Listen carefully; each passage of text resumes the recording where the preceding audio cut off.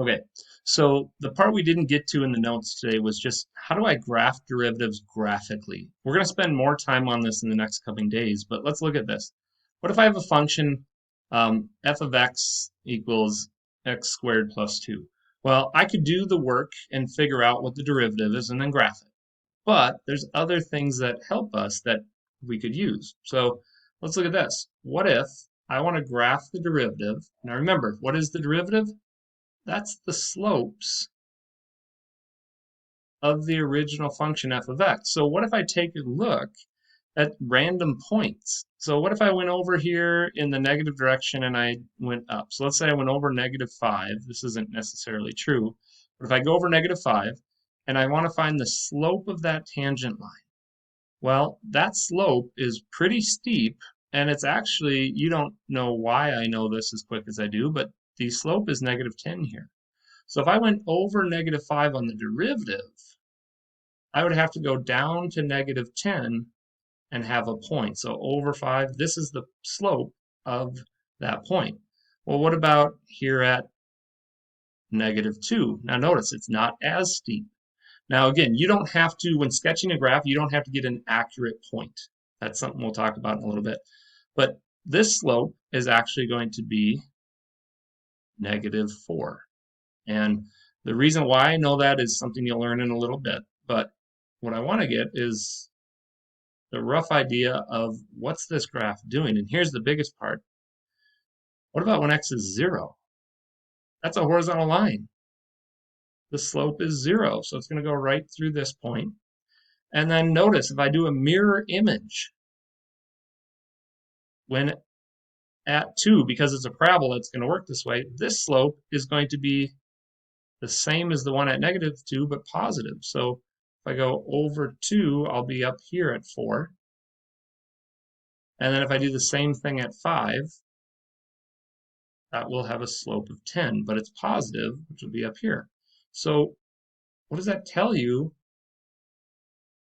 about the graph? This is a straight line, and I'm not going to tell you why I know this, but actually, you know what? I am. I'll show you in 1 second. Okay, so I just did a ton of work. I used our new definition of the limit to find the derivative of f of x. So I put x plus h in the first part, and then I just took the function x plus h. So this is f of c plus h. This is f of x all over h. When you plug this in, you have to square, which is the long trinomial here. And then don't forget that extra little plus 2. And then I have a negative on each side, so I'm going to distribute. And notice the x squareds reduce out. The plus 2 minus 2 reduces out. And I'm left with 2 items in my quotient here. I've got 2xh plus h squared. Well, these two pieces each have an h, so I'm going to factor that out. And that's going to reduce out the h's here and here. And then I have 2x plus h, but h is going to 0, so I have 2h. Well, that's my equation for the derivative, which is the graph of this function. So now I officially know that, notice it's linear. And there's a strong connection that we're going to make that if I have a parabola function in x squared, its derivative is 1 degree less. And there's even more evidence as to where that 2 came from. So here's a sketch of the graph. Another thing to notice is notice how anytime I have negative slopes on the original function, when I have negative slopes on the original function here, the graph of the derivative is below the x-axis. It's negative. When I have a 0 slope, right here at x equals 0, look at what happens. That function crosses the x-axis, and then anytime I have a positive slope, the derivative itself is going to be above the x-axis. The other thing to look at this is notice here's a minimum point on the original function. My slopes went from decreasing to increasing, and they had to go through a 0 slope. Well, look at the derivative tells that same story. These are negative outputs on the derivative, and they go from negative to positive, so crossing 0, which means I've got a maximum point in my original function. We'll talk more about that coming up. Let's try one more. Look at the cubic function, and it has a vertical shift. You're going to notice that vertical shift does nothing to change the actual slopes of the graph. So if I just make some random points here, and I was to find tangent lines at each one of those, let's think of this.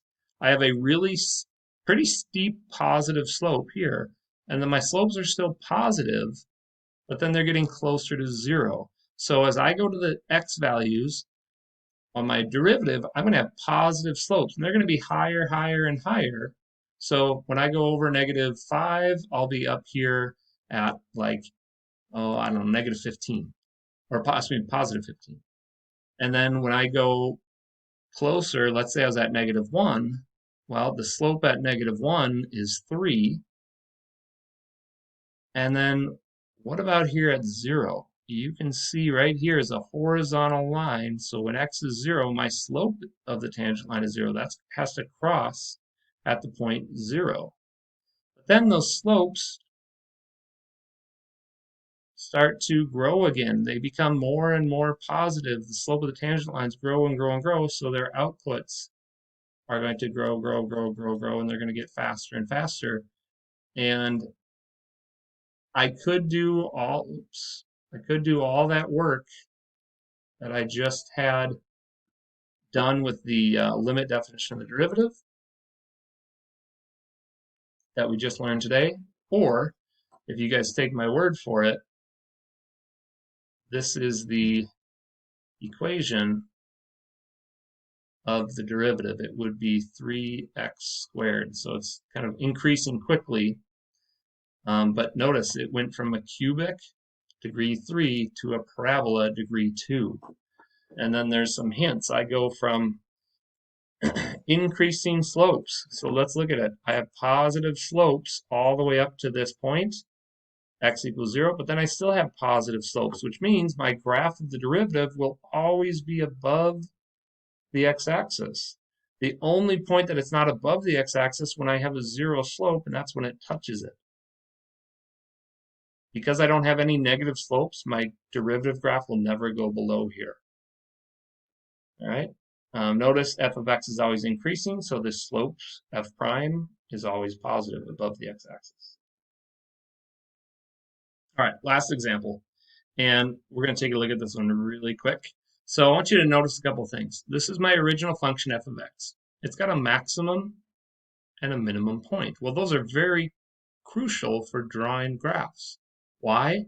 Because at both of their points, they have a slope of 0, which the derivative, this is f prime. So in my sketch, when x is equal to 1, its slope is 0. So I'm going to go over 1, up 0, and there's my first point. And then when I'm at 3, if I go over 3, up 0, if I go over 3, the slope is 0 at 3, so the graph of the derivative has to cross where I have 0 slopes. Now here, all the rest of this is going to be estimates. But what do I know? The tangent lines on this part of the graph leading up to the 0 are positive, so my x values have to be positive, and they're going to start higher because these slopes down here are more steep, and as I get closer to 1, those slopes get closer to 0. So I'm going to start and get closer and closer to 0. But then when I cross 0, all of a sudden my slopes start to become negative. So they're going to be negative, and then they're going to get to a point midway, kind of here at x equals 2. This is the steepest of the negative slopes. So at -2, that's as low as I'm going to go. And again, I don't know the numbers, I'm just estimating. But then all of a sudden the slopes start getting less and less negative, and they start getting closer to 0. So they're coming back up here. And then past 3, my slopes start to become more and more positive, and they get steeper and steeper. So here's a rough sketch if I was just to kind of connect the dots. This could be a sketch of my derivative. Now, let's make a quick connection. Things to notice. Look for zero slopes. Those occur at maxes and mins on the original function. And those 2 points are the zeros on the derivative graph. But then we also know that a function is increasing when it has positive slopes. So when the function has positive slopes here and here, notice that part of the graph is greater than, or excuse me, is above the x-axis, because this is referring to positive derivatives, which means positive slopes. And then the last piece is between the max and the min, we have negative slopes, so that portion of the derivative has to be below the x-axis. And that's basically how we get our graph there. So we don't even need to have an equation. We can estimate the sketch of the derivative, and that can give us what we need. So give that a shot. We'll talk more about it next week.